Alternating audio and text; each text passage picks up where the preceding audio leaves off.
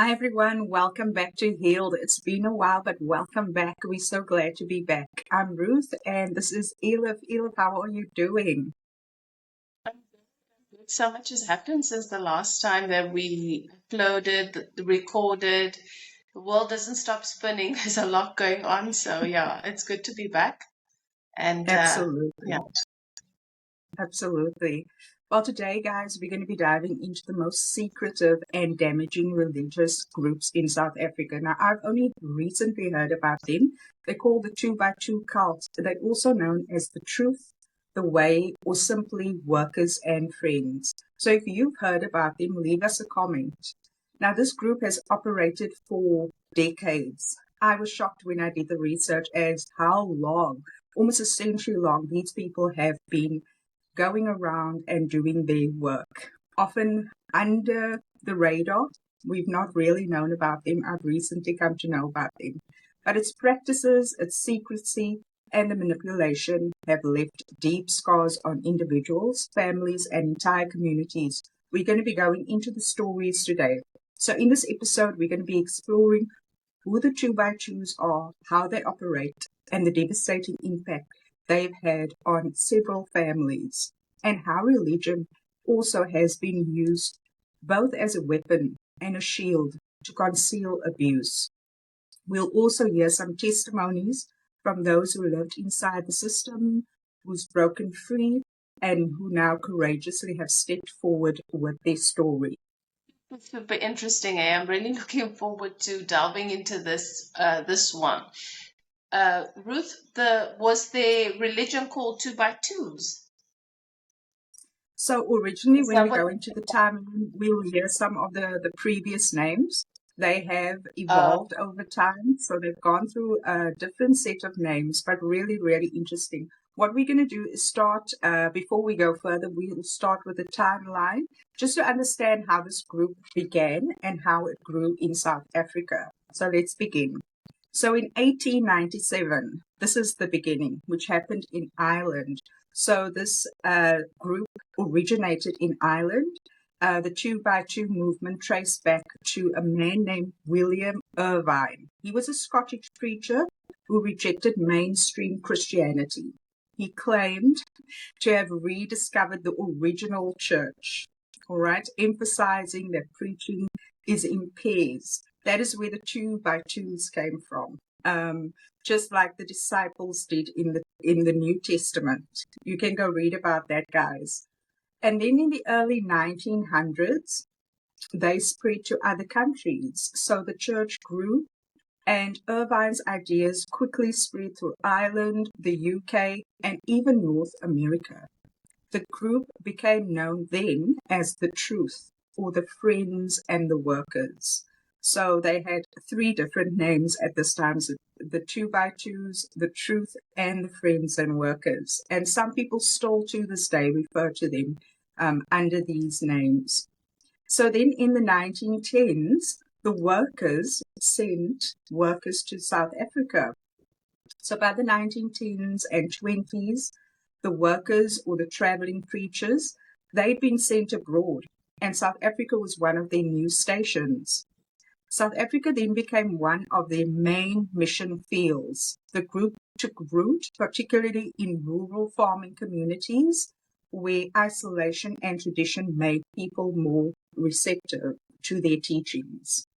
Then between the 1920s and the 1940s, this is where consolidation occurred, or what I like to view as consolidation.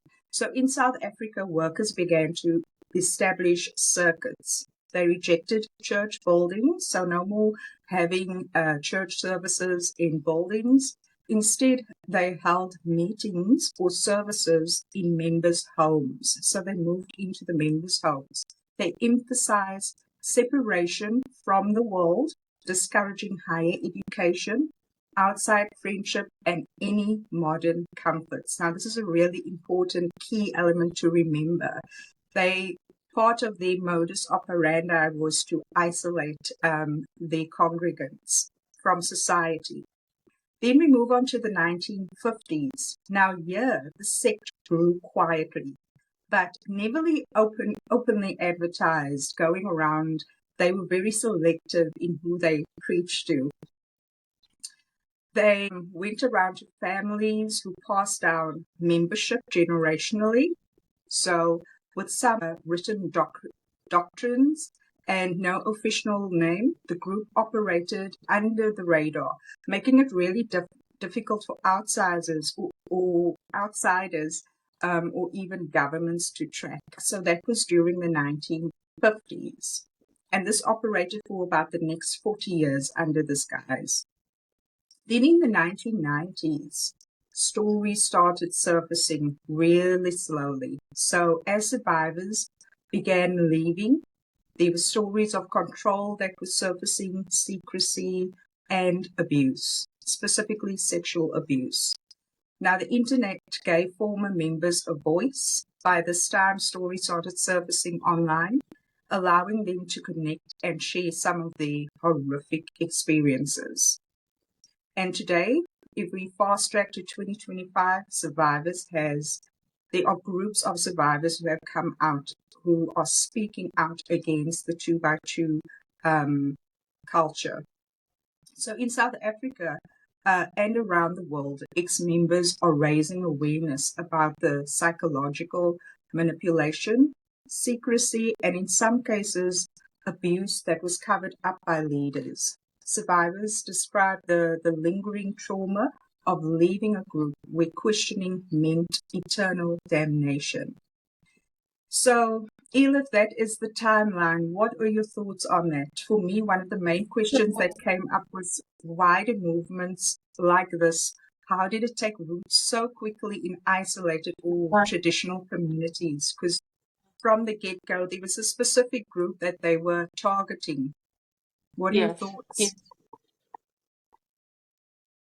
Well, it's quite radical, hey? And I was also thinking, why, one of the thoughts that went through my head while she was speaking is that it obviously worked for them in South Africa, and they kept coming here, and it kept growing, and it kept expanding.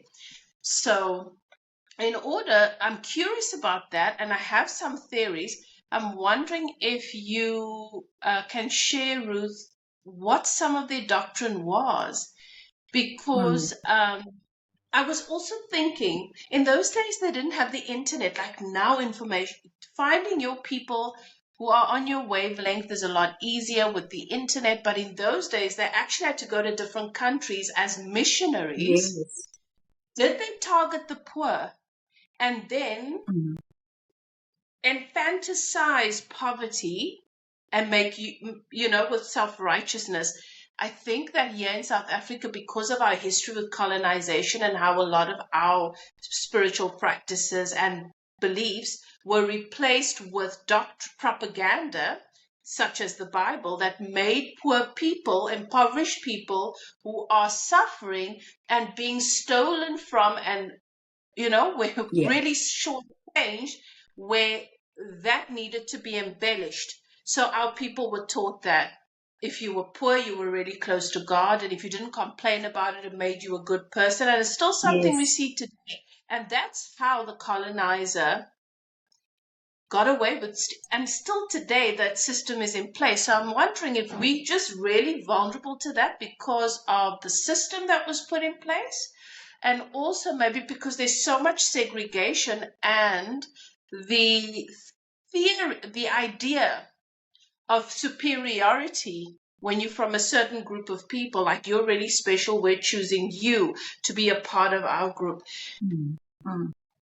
Selecting specific people who have a particular mindset, integrating into their homes. So can you tell us a little? I know from the teachings that I read up on, specific communities were targeted, and it was farming communities, people that were in labor. These were, and they were really rural. So you would find them on the outskirts of the city. They were extremely secretive. And yes, like you said, right on the money there. Some of their doctrines or their teachings were they demonized having anything where you're successful. You had to be poor to be close to God. anything. There were even members of the church who gave up some of their worldly possessions, as they put it, to be closer to God.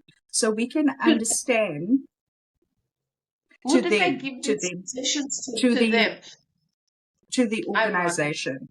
So Ironic. so that was to help the furthering. And another point that I want to touch on was that generationally this was passed down, these teachings. So whenever people had children, it was expected the same, their children follow in the same doctrine and leave any worldly possessions behind. So yeah, there was a great emphasis on demonizing anyone successful. You had to be poor. Those were just some of the requirements to become of the part of the group. Okay. And for them to go around missioning, I suppose they must have had quite a few congregants that gave money to the mission for them to then Mm, go and mm, spread it. Uh, mm. were they spreading the King James Bible? That was it Christianity, or was it what was sort of the So basis? as far as I know, and as far as I researched, it is based on Christianity and the teachings of Christianity. But let me say that the two by two movement is unlike any mainstream churches. I've researched a lot of churches. It's highly secretive with no official name, no church buildings. It's not registered as far as I could see, and no written doctrines. So normally when you go to a church, there is sort of a layout. This is our teachings, etc. So for me, there was between all the stories, there were different type of doctrines that came through. Followers, from what I know, met in homes rather than churches, and leadership is carried out by the so-called workers. So traveling ministries who dedicate their lives to preaching, but live entirely, get this, Elif, live entirely off the financial support of its members. So for me, this was a first because I've never seen any other organization or church which is registered operate in that fashion. The structure creates enormous power dynamics, as we can see here. Workers are seen as the ultimate authority. That is from the stories that I read of. And they question all of the members who is considering questioning God. Is this right, etc. We'll hear some of that come through in the stories. Members are often pressured to conform, keep silent. That is a very big one, and never But challenge the leadership. sorry, Ruth, that's not too far away from Christianity. It's the same thing. Like if you Hmm. question is Hmm. there's anger, no, don't question it. This is just the way it is. Yes. Critical thinking is not allowed in a lot of the evangelic and a lot in Yes. Correct. Christianity predominantly.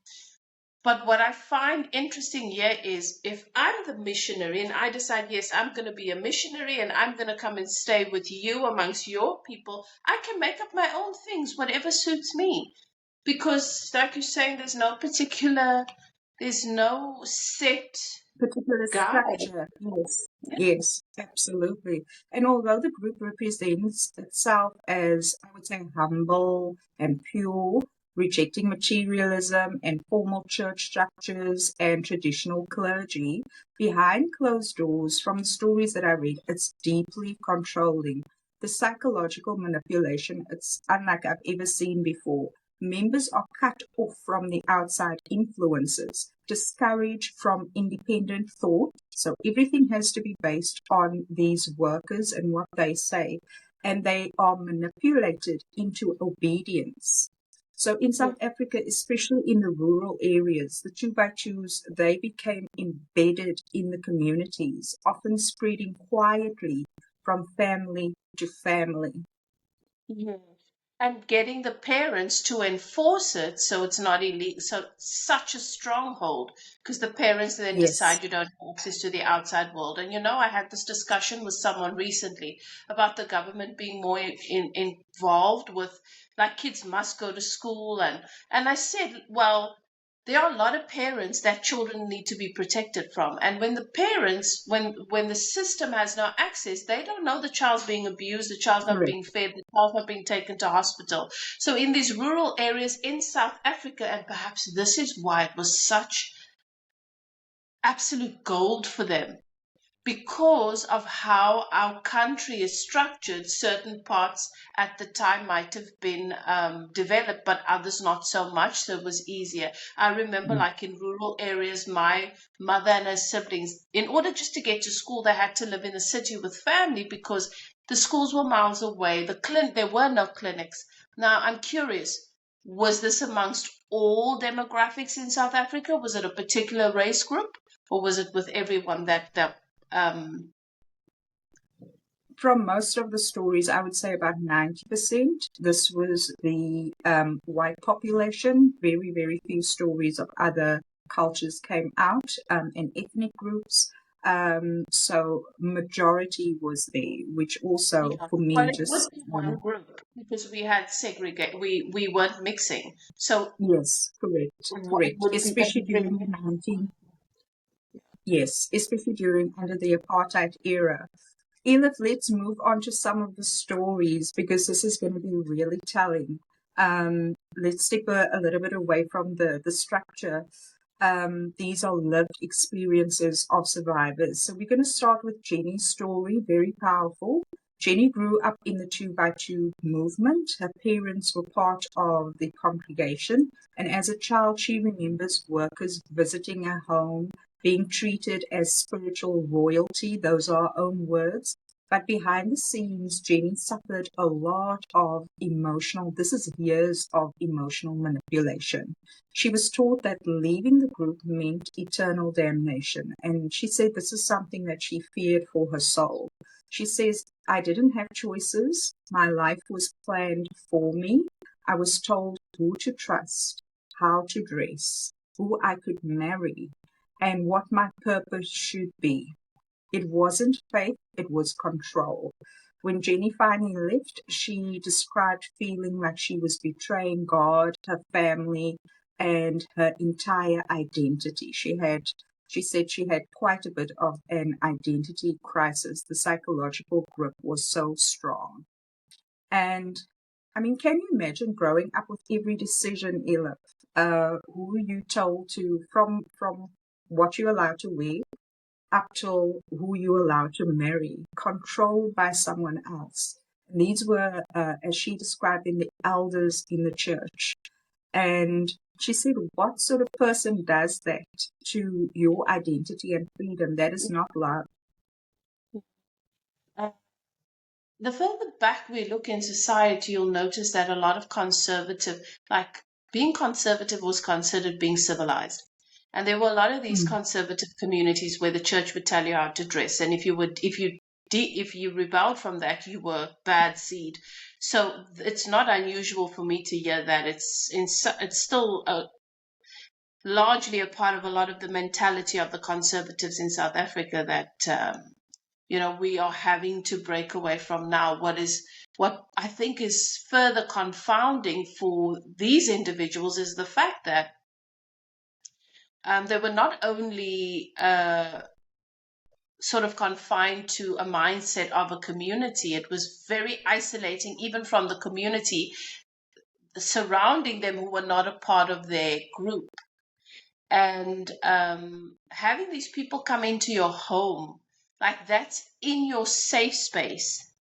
It's not like you go into a church absolutely. building and then they teach, and in your home you have privacy, and you sort of having these people come into your home and further enforce their power, and then your parents not protecting you. Uh, I can see how that can be really gripping. Absolutely. Their Absolutely. And services Jenny also said took place in the house, correct? in the house. They, So everything took place in the members' homes. And then Jenny says there was quite a lot of manipulation around sex and further secrecy. So if one of the elders chose you, You were seen as someone that was extremely special, someone who's righteous. So you were given a particular, certain families were singled out because their children were now with an elder, etc. But a lot of these sexual interactions were kept under secret for years. These stories haven't come out. You go, Ela. So the parents, the entire family is groomed under the guise of Exactly. this religion, which is really a cult, Yes. clearly. Too much Yes. control, too much secrecy. If you've got nothing to hide, why is it a secret? You've got Yes. access to their homes, and it's supposed to be an honor that you've got all this access. So the parents are groomed, and the children are sold in a sense. Their bodies, Correct. their minds, everything is being sold so that you can be favored in the eyes of these leaders. So these kids are not safe in with the people that they're supposed to be safe with, because their value as a family Is based on how they serve these elders, correct. And anybody that questions the church, this came through in all of the stories, anybody that questioned this movement was immediately expelled from the church. So they feared isolation, even though they were quite isolated. These were people that were way out of the city. We're going to be moving on to Michael now. He's also another former member. He shared that financial secrecy was rampant. Workers demanded unquestioning support, so this went beyond the normal 10% of tithings, but it was never disclosed where the money went. You were just supposed to hand it over to the workers. Michael says if you question them, they would say that you lacked faith. They use guilt, fear, and the Bible to silence us. So Michael says he now realizes it wasn't about faith in God, it was faith in the workers who had set themselves up as an untouchable mediator between people and God. And he said even though his family suffered financially, they were still obligated to give over to this movement so that these people could survive. But they never saw what happened with the money, whether it went to different organization or different family. And when they asked these questions, they were told, please don't. Everything went back to God. So religion was used to control, to get money out of families. Everything came back to please don't ask questions. You got to believe, because then they would question your belief in God if the families turned around and said, we don't agree with this. Why is this happening? So we can see here how religion was used to coerce and control. I'm just thinking about how the sickest of people, just because they were raised in a particular practice, they would go and do these things. I heard so many stories, even about the Seventh-day Adventists and these almost radical kind of faith-based groups. And then they'd send their kids on the youngsters on these missionaries, and they would meet their partners. And just because you fall under the guise of, just because I'm a Christian, just because I'm a Mormon, just because I don't think Mormons do that, but I'm just making an example. Yeah, you're a good person because you want to be a missionary. And how many people did that to be able to go to other countries and act out their perversions under the guise of, I'm a missionary, I'm so good, and I come from another country.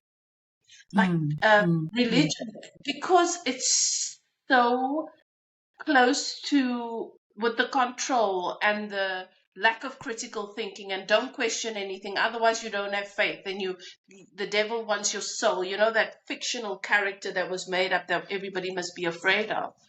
It's You are raised to be so easily to be hidden under this guise of perfection when you are a narcissist or a sociopath. Like, narcissism is so easily it fits into cult practice, and this Absolutely. Don't question anything that I do or say, just do it. One saying of the doesn't most make sense, just believe it. Does it make sense? Just Yes, believe. yes. Yeah. Just Wow. believe it. Even though it doesn't make sense and we don't want your questions, please just listen to our teachings and this is what you follow. One of the most powerful and painful stories that I came across involved sexual abuse. Now, this person wants to remain anonymous. She says survivors describe how workers and leaders use their positions of spiritual authority to exploit especially vulnerable members. So when victims tried to speak out, they were shamed, silenced, or told to forgive and forget. Leaders would often transfer accused workers quietly to another area, never forcing accountability or facing accountability. This is eerily similar to patterns seen in other religions, like you mentioned, abuse scandals worldwide. So this victim of sexual abuse, she was moved to even remote part of the Northern Cape after she suffered sexual abuse, and she was told, if she speaks out about it, her entire family would come under scrutiny. So she lived with her family originally, then endured sexual abuse under this group, and then was isolated even further away from her family. Her family still continues with the group today, but she has totally left the group after she suffered this horrific event. So for me, this raises the question of this lady's experience is what message does this send to survivors? I'm sure other people can. Guys, if you do resonate with this message today, leave us a comment because this is not only talking about one particular group. We're focusing on the 2x2s.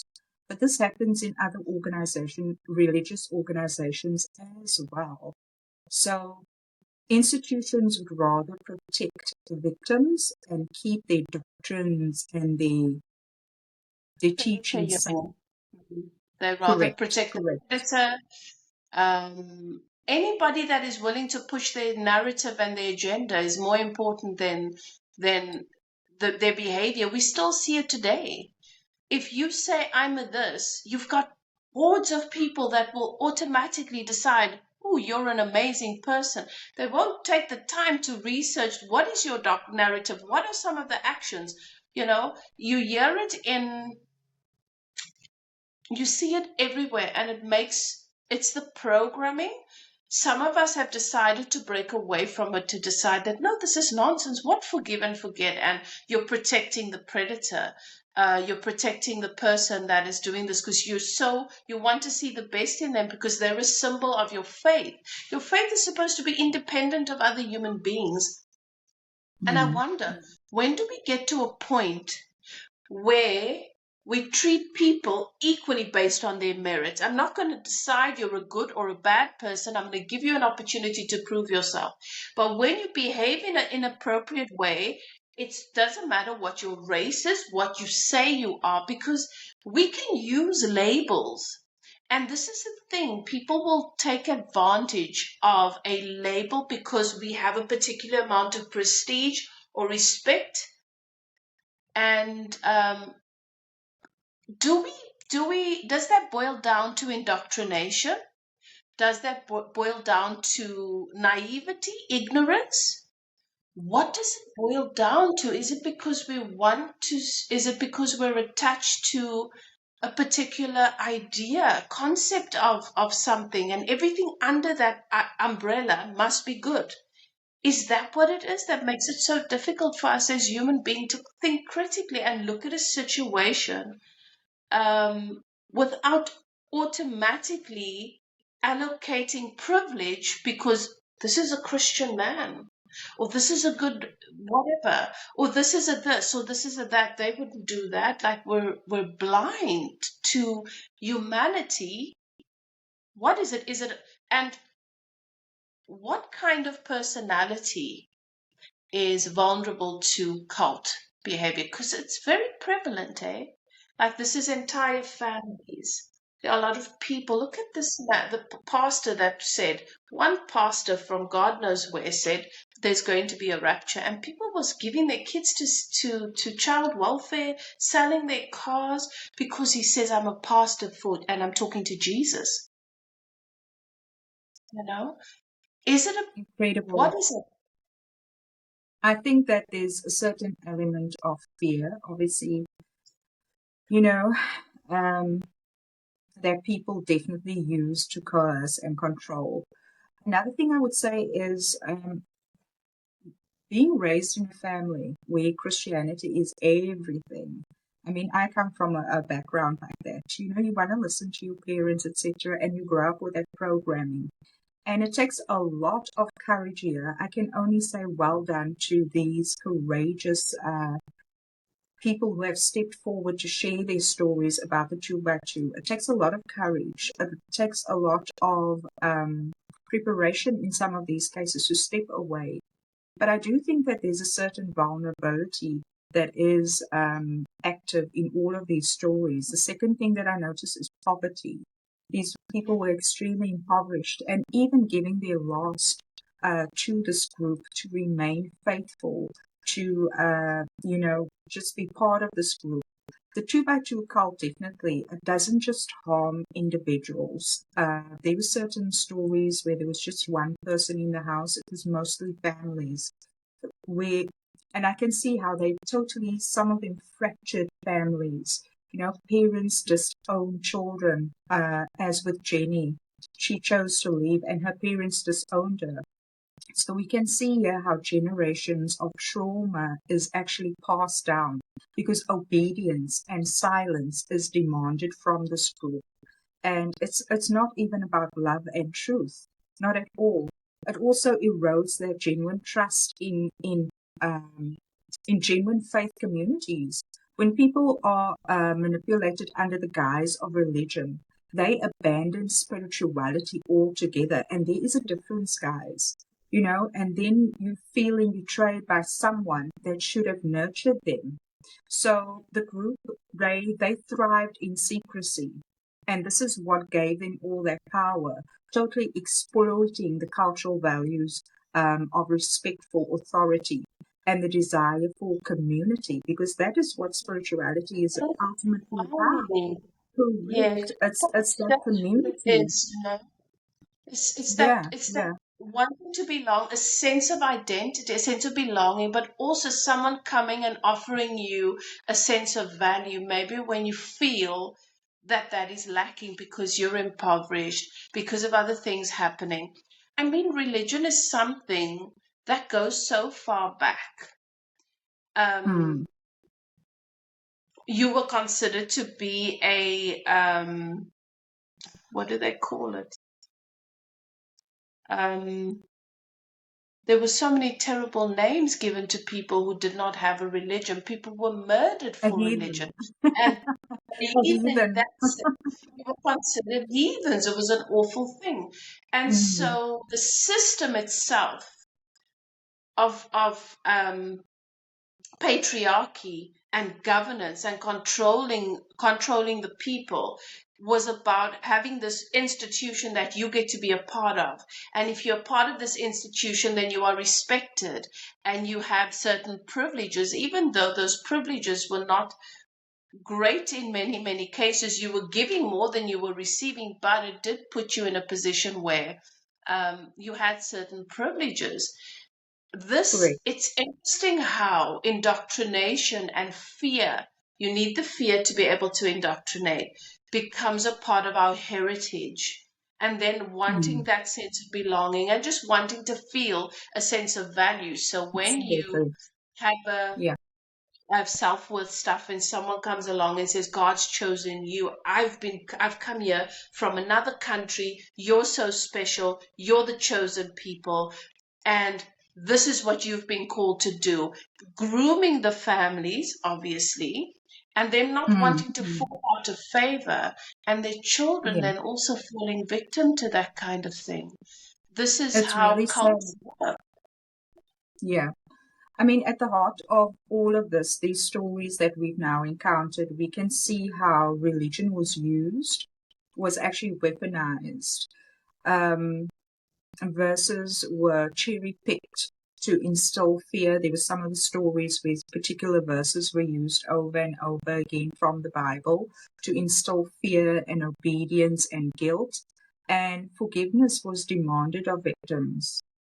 It was demanded from them, but accountability on their part was never done. Those perpetrators are, some of them are still walking around today. So from the story, what I can see here is that religion became the perfect cover. Just like you said now, everything was used, went back to the Bible, that was referenced, if anything was questioned, because who days question God's servants? You know, you were told that you were bad and there was so much fear instilled and this is going to happen to you.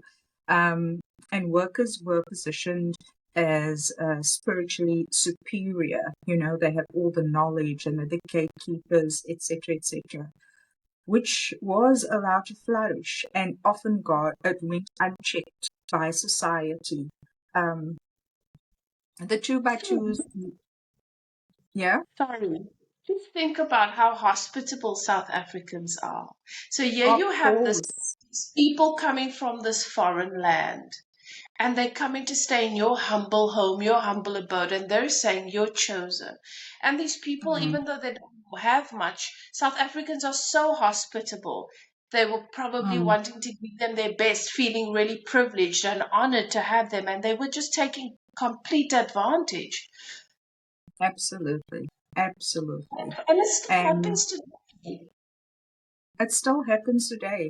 And Look at as we can see with most cults, even though people have very little, they are still encouraged to give the little that they have. And that is definitely that's not a form of love at all. Um, as we wrap up today's conversation, guys, it's important to recognize that the survivors of the 2 by 2 cult or any controlling religious group for that matter are incredibly brave. I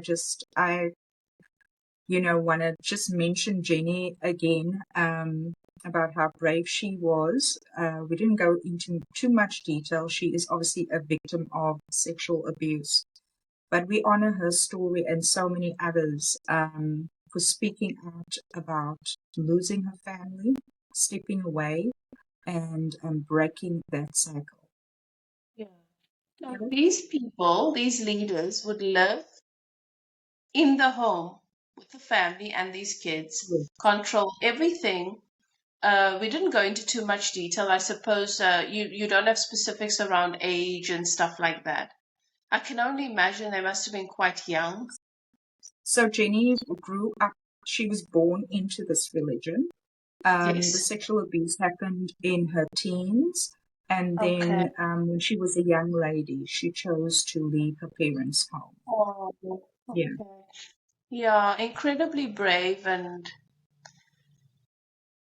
we can only learn from these things because, as I said, it still happens today. Yeah, in South Africa now, the new narrative is at the moment that if you're white, you are in danger, based from every other race group, and so now they've been exploiting people and making them give them money for insurance to keep them safe, and some people have even run away with money, saying that they're going to advocate for the farm murders. And there's so many people have given their pensions to people saying we're going to invest it because you look a certain way and I'm in church, I'm a good Christian man, or and this happens in all communities. It's not only in this specific community. And when you go through something like this, you do feel stupid. But you're not. These people groom you. They're really, really mm, skilled at doing these kinds of things. I mean, this 2 by 2 thing for me, yes, it's a cult, but it also was an incredible scam to have access to people's children and their homes and their unquestionable faith and trust. And what a terrible thing to then do to people who are taking care of you and welcoming you into their home.